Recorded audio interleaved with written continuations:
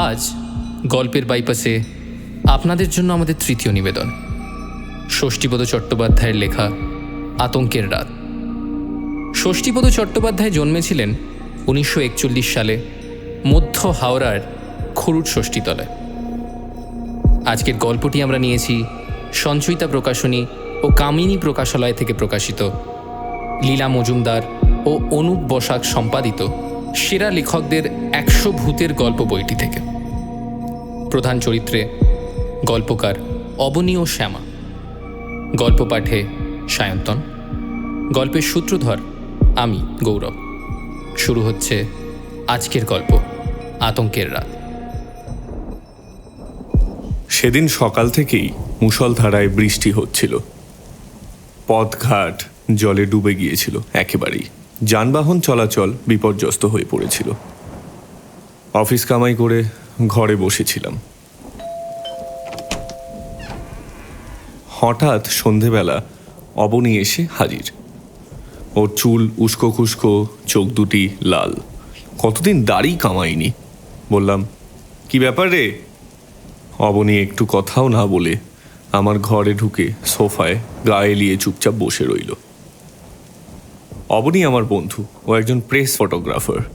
বিভিন্ন কাগজে ওর তোলা ফটো ছাপা হয়। খুব স্মার্ট, সুদর্শন যুবক।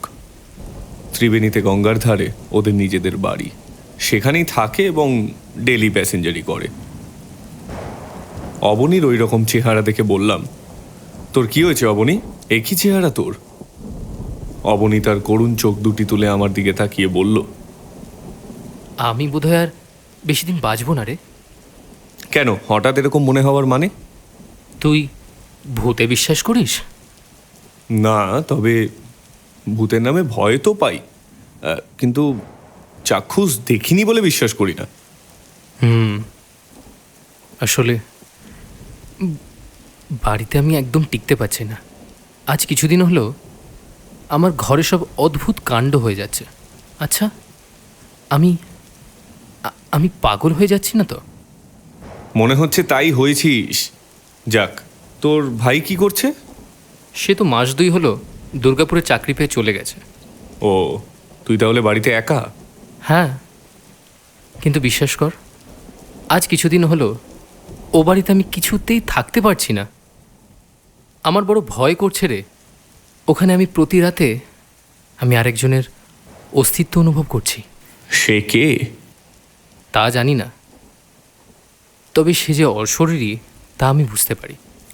আমি নিজেই তখন স্টোভে জল গরম করে চা বসালাম। তারপর 2 বন্ধুতে চা খেয়ে একটু আয়েশ করে গুছিয়ে বসলাম। অবনী বলল, বলছি, আমি ভাবছিলাম কিছুদিন তোর এখানে থাকবো। তোর কোনো অসুবিধা হবে না তো? না না, অসুবিধার আর কি আছে। তবে আমার মনে হয় তোর আমার কাছে থাকার চেয়ে বরং আমার তোর ওখানে থাকলে বেশি ভালো হতো। খবরদার খবরদার, ওখানে কোনো মানুষ থাকতে পারে না। তুইও পারবি না। আমার মতো তুইও তাহলে পাগল হয়ে যাবি। আমি ভাবছি ও বাড়িটা বিক্রি করে অন্য কোথাও চলে যাব। তোর ভাই আপত্তি করবে না? বোধ হয় না। ওকে সব কথা চিঠি লিখে জানিয়েছি। সামনে মাসেও সোজা তোর এখানে চলে আসবে। তারপর এখানে বসে আলোচনার পর যা হয় কিছু একটা ঠিক করে নেব। ও বাড়িতে তোরা কতদিন আছিস? ওটা তো আমাদের পৈতৃক বাড়ি। আমার বা আমার ভাইয়ের জন্মই তো ওই বাড়িতে। এর আগে আর ওরকম কোনো অস্তিত্ব অনুভব করেছিস? না রে, কখনো না। এমনকি দিন 15 আগেও না। আমি কিছুক্ষণ গুম হয়ে বসে রইলাম। তারপর বললাম, ঠিক কি কি হয় বলতো? অবনী একবার হাতের ঘড়িটা দেখল। তারপর বলল, তুই যখন নিজেই যেতে চাইছিস তখন আমার মনে হয় আমার কথা না শুনে সব কিছু তোর দেখা বা অনুভব করা ভালো। কারণ আমার সব কথা তুই বিশ্বাস করবি কিনা তা তো আমি জানি না। তবে তুই গেলে আমি খুশি হব। আমিও দেখতে চাই আমার ঘরে আরেকজনের উপস্থিতি সত্ত্বেও ওসব ঘটে কিনা। যদি চাস তো এক্ষুনি চ, লাস্ট ট্রেনটা পেয়ে যাবো তাহলে। না, আজ এই দুর্যোগের রাত্রে নয় ভাই, কাল সকালে বরং যাব। তারপরে দু একদিন থেকে না হয় তোকে সঙ্গে নিয়ে চলে আসবো। যতদিন তোর ভাই না আসে ততদিন তুই আমার কাছেই থাকবি না হয়। এই অবস্থায় তোকে একা থাকতে দেওয়াটা ঠিক হবে না। তাহলে তো খুব ভালো হয় রে। আমার না মাথার ঠিক নেই। আমার ভালো মন্দর ভার তোর হাতেই ছেড়ে দিলাম ভাই। তবে এও জেনে রাখিস, আমি আর কোনোদিনই একা থাকতে পারবো না। সব সময়ের জন্য একজন সঙ্গী আমার অবশ্যই চাই। এরপর আমরা দুজনে অনেক রাত পর্যন্ত গল্প করে কাটালাম। তারপর আলু ভাজা আর গরম রুটি খেয়ে ঘুমিয়ে পড়লাম পাশাপাশি।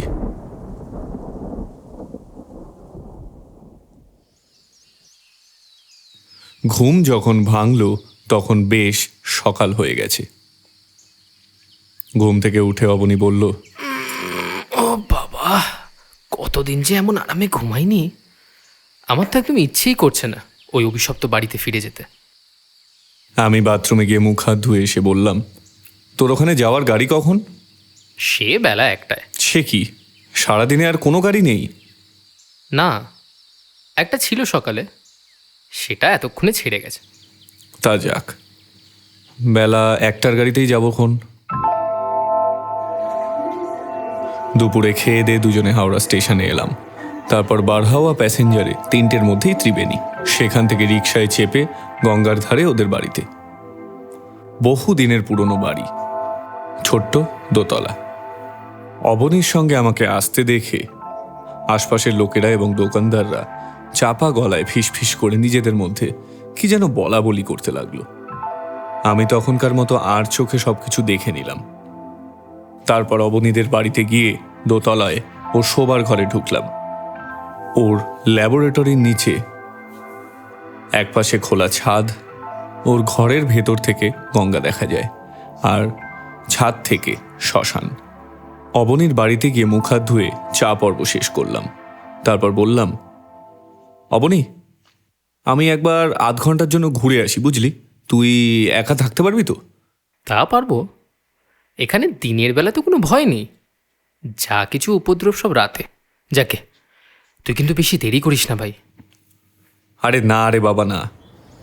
আমি অবনীদের বাড়ি থেকে বেরোতেই পাশের বাড়ির একজন বয়স্কা মহিলা আমাকে ডাকলেন। বাবা শোনো। আমি কাছে গেলে বললেন, তুমি অবনীর কে হও? আমি ওর বন্ধু হই। কেন বলুন তো? তুমি এসেছো, খুব ভালো হয়েছে। হঠাৎ কি যে হলো ছেলেটার, মাঝরাত্রির হলেই চিৎকার করবে আর ঘরের মধ্যে ছোটাছুটি করবে। ওর মনে হচ্ছে কেউ কিছু খাইয়ে মাথাটা খারাপ করে দিয়েছে। তুমি ওর ভাইকে খবর দাও একটা, আর নয়তো একটা মানসিক ডাক্তার দেখাও। আমি সেই জন্যই এসেছি মা। ভদ্রমহিলার কাছ থেকে বিদায় নিয়ে আমি সেই দোকানগুলোর কাছে এলাম, যেখানে একটু আগেই ওকে দেখে সকলে ফিসফিস করে কী সব বলা বলি করছিল। আমি তাদের কাছে গিয়ে বললাম, আচ্ছা, আপনারা তো অবনীকে চেনেন? নমস্কার, ও আমার বন্ধু হয়। একটু আগে আপনারা ওকে কী সব যেন ফিসফিস করে বলছিলেন, সেই জন্যই আমি আপনাদের কাছে এসেছি। কি ব্যাপার বলুন তো একটু? আপনারা কি ওর মধ্যে কোনো ভাবান্তর লক্ষ্য করেছেন? আমি ওকে কিন্তু সম্পূর্ণ অপ্রকৃতিস্থ বলেই মনে করছি। দোকানের লোকেরা বলল, আরে হ্যাঁ হ্যাঁ, আমরাও তো ওকে মাঝে মধ্যে এরকম হয়ে যেতে দেখি। এবং সবচেয়ে আশ্চর্যের ব্যাপার কি জানেন, ও প্রায় রাতে চিৎকার করে অজ্ঞান হয়ে যায়। এমন সময় ওদের মধ্যে থেকে একজন যুবক এসে বলল, দাদা, আমি এক রাতের একটা ঘটনার কথা বলবো, শুনলে আপনি অবাক হয়ে যাবেন, ভাববেন মিথ্যে কথা বলছি। আমার কথা এখানে কেউ বিশ্বাস করে না, মনে করে আমি বানিয়ে বলছি। বেশ তো, শুনি না কি ব্যাপার। তবে শুনুন, সেদিন রাতে অবনীদা যখন চিৎকার করে অজ্ঞান হয়ে যায়, তখন আমি আর ওই পাশের বাড়ির বিষ্টুরা আর আমি ছুটে গেছিলাম। কিন্তু গিয়ে আমি দেখলাম গায়ে কাটা দিয়ে উঠল। অবনীদা নিচের দরজায় খিল দেয় আর ওপরের দরজাও বন্ধ করে শোয়। সেদিন অবনীদার চিৎকার শুনে আমি আর বিষ্টুদা তো গেলাম, গিয়ে নিচের দরজায় গিয়ে আমরা ধাক্কাধাক্কি করছি, অবনীদা অবনীদা ও অবনীদা। বেশ কিছুক্ষণ পর ধাক্কা দেওয়ার পর দেখলাম দরজার খিল কি যেন একটা খুলে দিল। আমরা তরতর করে সিঁড়ি বেয়ে ওপরে উঠতে গিয়ে ওপরের দরজায় গিয়ে ধাক্কা দিলাম। অবনীদার দেখি সাড়া নেই। তারপর হঠাৎ দেখি কোনো জাদু মন্ত্র বলে দরজাটা খুলে গেল। আমরা ভেতরে ঢুকে দেখলাম অবনীদা অজ্ঞান হয়ে পড়ে আছে। এখন আমার প্রশ্ন হচ্ছে এই, যেই বাড়িতে অবনীদা একা থাকে সেই বাড়ির দরজার বন্ধ খিল আমাদের ধাক্কাধাক্কির পর খুললো কে? আমি অবাক হয়ে বললাম, স্ট্রেঞ্জ। অথচ দেখুন, আমার বা বিষ্ণুদার কথা এখানকার কেউ বিশ্বাস করতে চায় না। আপনার কথা কেউ বিশ্বাস করুক আর না করুক, কিন্তু আমি করছি। তাই বলছি, আজ রাত্রে আপনাদের মধ্যে থেকে একজনও কেউ যদি আমাদের কাছে থাকেন তাহলে কিন্তু খুব ভালো হয়। আজ রাতে আমি নিজে চোখে দেখতে চাই এখানে কি হয় আর না হয়। কিন্তু না, আমার কথায় রাজি হলো না কেউই। সবাই বলল, না না, কি বলছেন নাকি? ওই বাড়িতে রাত্রিবেলা থাকা সম্ভব নয়। বলা যায় না, যদি সত্যি ভৌতিক কিছু হয়ে যায় তখন। তবে হ্যাঁ, যদি সেরকম কোনো অসুবিধা হয় তাহলে ডাকবেন। হ্যাঁ হ্যাঁ, আমরা তাহলে সবাই না হয় চলে যাব। কিন্তু নিচের দরজার খিলটা খোলা রাখবেন, ঠিক আছে? অগত্যা আমি আচ্ছা বলে চলে এলাম। আমি যখন ফিরে এলাম তখন দেখি অবনী ছাদের আলসের ধারে চুপচাপ দাঁড়িয়ে আছে। আমি বললাম, কিরে, একা থাকতে ভয় করেনি তো? না, তবে মনে খুব একটা সাহস পাচ্ছিলাম না, তাই বদ্ধ ঘরে না থেকে একটু ছাদে এসে বসে আছি। বেশ করেছিস। এখন চল দেখি, একটু গঙ্গার ধার থেকে বেরিয়ে আসি। না, কোথাও না। আকাশের অবস্থাটা দেখেছিস? দেখ একবার, এই নামলো বলে। তাহলে চল, ঘরে বসে না হয় রাতের খাওয়াটা তৈরি করি। কি খাবি বল? স্রেফ ডিমের ঝোল আর গরম ভাত। আমরা দুজনে ঘরে ঢুকে স্টোভ ধরিয়ে ভাত বসালাম। সন্ধে উত্তীর্ণ হয়ে রাত হলো। ভাত হয়ে গেলে ডিম সেদ্ধ বসাচ্ছি, এমন সময় শুরু হলো প্রবল বর্ষণ। সে কি প্রচণ্ড বৃষ্টি! গতকালের রেকর্ড বৃষ্টিকেও যেন হার মানিয়ে দিয়েছে। এরই মধ্যে আমি জিজ্ঞেস করলাম, অন্যদিন কি এমন সময় উৎপাত আরম্ভ হয়ে যায়? কোনো ঠিক নেই রে। কখনো সন্ধ্যের পর থেকেই হয়, কখনো আবার মাঝরাতে। অবশ্য তুই থাকার জন্য যদি না হয় তাহলে আলাদা ব্যাপার। আমি নিজের মনেই নানান রকম কল্পনা করতে লাগলাম, এখানে কি ঘটে না ঘটে তাই নিয়ে। অবনী এখনো পর্যন্ত আমাকে কিন্তু কিছুই বলেনি। রাত তখন 10টা। এ পর্যন্ত সময়টা বেশ নিরুপদ্রবী কাটল। আমি আর অবনী একই তক্তাপোষে একই বিছানাতে দুজনে পাশাপাশি শুলাম। শুয়ে শুয়ে গল্প করছি, এমন সময় হঠাৎ লোডশেডিং হয়ে গেল। আর সঙ্গে সঙ্গে অবনী আমার কাছে এসে বলল, এইবার সে আসবে, নিশ্চয়ই আসবে। কে কে আসবে? আসবে ওই ওই ওই ওই ওই ওই ওই যে ওই যে ওই তো সে, ওই দেখ, ওই দেখ। অবনী চিৎকার করে উঠল। আমি শুয়ে শুয়েই জানলার দিকে তাকালাম। দেখলাম জানলার ঘষা কাছে ফ্রক পরা 14-15 বছরের একটি কিশোরী মেয়ে এলো চুলে ঠেস দিয়ে দাঁড়িয়ে আছে। আমি কঠিন গলায় বললাম, কে তুমি? কে? মেয়েটি নিরুত্তর। এমন সময় ঠক করে একটা দেশলাই জ্বালানো শব্দ হলো। তারপরে দেখা গেল টেবিলের বাতিটা জ্বলছে। এ ঘরে আমি আর অবনী ছাড়া আর কেউ তো নেই। তাহলে কে জ্বালালো এ বাতি? কে সেই অশরীরী? ততক্ষণে ছায়ামূর্তি মিলে গেছে। আমরা দুজনেই ভয়ে কাঠ। চারিদিক নিস্তব্ধ, নিঝুম। অবনী যেন নীল হয়ে গেছে। আমার সারা শরীর ঘেমে উঠেছে। এমন সময় দেখতে পেলাম একটা হাত সেই বাতিটা তুলে নিল, নিয়ে দরজার কাছ পর্যন্ত গেল। তারপর করুণ গলার একটি ডাক শোনা গেল। এসো। আমি অবনীকে বললাম, আয় তো, কোথায় নিয়ে যায় ও দেখি, আয়। না না না, খেপেছিস নাকি? ও ও আমাকে রোজ এভাবে ডাকে, আমি যাই না। আয় আয় আয় আয়, আরে আয় না বলছি তো, আয়, কিছু হবে না, আয় আয়। আমার বড় ভয় করছে, আমার আমার আমার ছেড়ে দে, আমার খুব ভয় করছে। ভয় কি? আজ তো তুই একা নয়, আয় না, আমি আছি তো তোর সাথে, আয়। আমি প্রায় জোর করেই ওর হাত ধরে টেনে তুললাম। তারপর টর্চ নিয়ে দরজার দিকে এগোলাম। দরজার খিল আপনা থেকেই খুলে দরজাটা 2 হাত হয়ে গেল। আলো আমাদের পথ দেখিয়ে নিয়ে চলল। সিঁড়ি দিয়ে নিচে নামলো আলোটা। তারপর নিচের ঘরের দরজার কাছে গেল। যে ঘরে অবনীর ল্যাবরেটরি, সেই ঘরের কাছে থামলো আলোটা। ঘরে তালা দেয়া ছিল, তালাটাও আপনা আপনি খুলে গেল। আমরা দুজনেই ঘরে ঢুকলাম। বাতিটা টেবিলের ওপর রেখে হাতটা অদৃশ্য হয়ে গেল। আর কারো অস্তিত্বও রইল না সেই ঘরে। আমি বললাম, কি হলো? কথা বলো, কথা বলছো না কেন? বলো বলো, তুমি কে? অবনী যেন পাথর, আমার হাত পা অবশ হয়ে আসছে। এমন সময় শুনতে পেলাম সেই কিশোরীর কণ্ঠস্বর। আমাকে কেন এখানে নিয়ে এসেছো?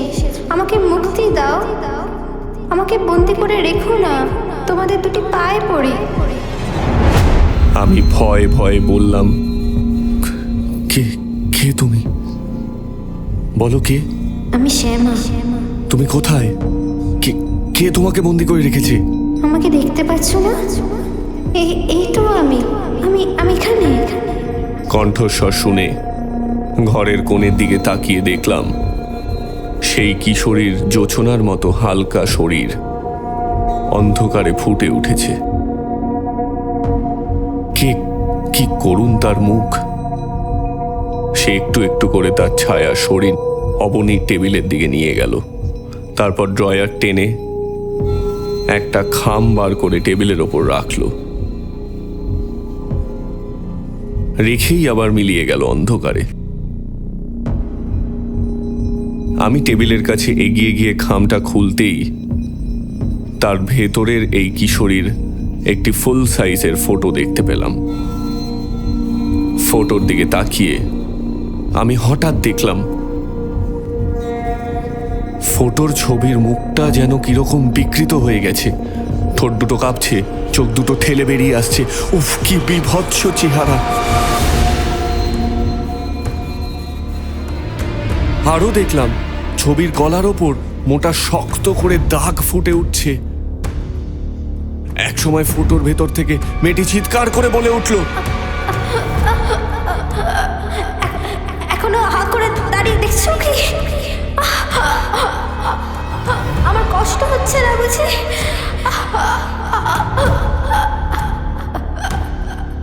আমি আর সহ্য করতে পারছি না। তোমরা এক্ষুনি এটাকে নষ্ট করে দাও, ছিঁড়ে কুটি কুটি করে আগুনে পুড়িয়ে দাও। তাহলে কি তোমার মুক্তি হবে? হ্যাঁ, চিরতরে মুক্তি পাবো আমি। আমি যে আমার অস্তিত্ব পৃথিবীতে কোথাও এতটুকু রেখে যেতে চাই না। কিন্তু কিন্তু কেন চাও না বলো? সে তোমাদের জানবার দরকার নেই।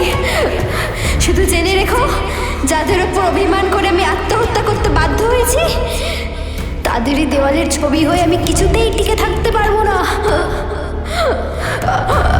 কিছুতেই টিকে থাকতে পারবো না। আমি সঙ্গে সঙ্গে ছবিটি ছিঁড়ে কুচি কুচি করে দেশলাই জেলে পুড়িয়ে ফেললাম।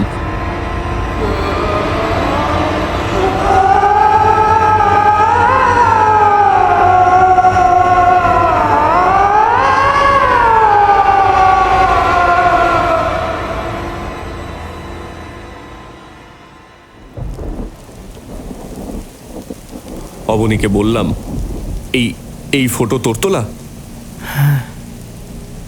বছর দুয়েক আগে তোলা। চুচুড়ার হরিবাবুর মেয়ের ছবি এটা। ওর জন্মদিনে তুলেছিলাম। কিছুদিন আগে হরিবাবু কাঁদতে কাঁদতে এসে আমার হাত ধরে মেয়েটির ছবিটা চাইলেন। জানালেন গত মাসে সামান্য একটা ভুল বোঝাবুঝির ব্যাপার নিয়ে মেয়েটিকে তিনি এবং তার স্ত্রী খুব বকাবকি করেন। তারপরেই বিপর্যয়। মেয়েটি হঠাৎ গলায় দড়ি দিয়ে। কিন্তু বছর 2 আগে তো ছবিটি লাগানো ছিল। সেই ছবি হরিবাবু এতদিন পরে নিতে এলেন কেন? 2 বছর আগে ছবিটা তুলেছিলাম ঠিকই, তবে ছবি তোলার পর থেকে হরিবাবুর টাকা দেওয়ার ভয় আমার সাথে দেখা করে। আমিও ফটো নেগেটিভ ওয়াশ করে রেখেছিলাম। এখন মেয়ের স্মৃতি রক্ষা করবার জন্য হরিবাবু ডাবল চার্জ দিয়ে নিতে এসছেন। সম্পূর্ণ টাকাও দিয়ে গেছেন। কিন্তু মুশকিল হলো, হরিবাবুর কাছ থেকে টাকা নিয়েও নেগেটিভটা কোথাও আমি খুঁজে পাচ্ছিলাম না। অনেক খোঁজাখুঁজির পর শেষমেশ পেলাম। কিন্তু এই ফটো তৈরি করতে গিয়েই তো যত বিপত্তি। বারবার নেগেটিভের ভেতর থেকে, ফটোর ভেতর থেকে মেয়েটি আমাকে শাসাতে থাকে, ভয় দেখায়। সেজন্য নিজের ঘরে ঢোকাই আমি আজকাল বন্ধ করে দিয়েছিলাম। সেই নেগেটিভটা আছে? আছে। দেখি। অবনী নেগেটিভটা আমার হাতে দিতেই আমি সেটাকেও আগুনে পুড়িয়ে ফেললাম। তারপর ধীরে ধীরে টর্চের আলোয় পথ দেখে দরজা বন্ধ করে ওপরে এলাম। সারা রাত ঘুম এলো না। শুয়ে শুয়ে অনেক গল্প করলাম দুজনে। এক সময় বৃষ্টির বেগও কমল। ভোরবেলা চা করে খেলাম। ভোরের আগে কারেন্টও এসে গেল। এরপরও অবনীর বাড়িতে আমি 10 দশেক ছিলাম। কিন্তু সে রাতের পর থেকে আর কোনো দিন কোনো উপদ্রব ও বাড়িতে আর কখনো হয়নি, এখনো নয়।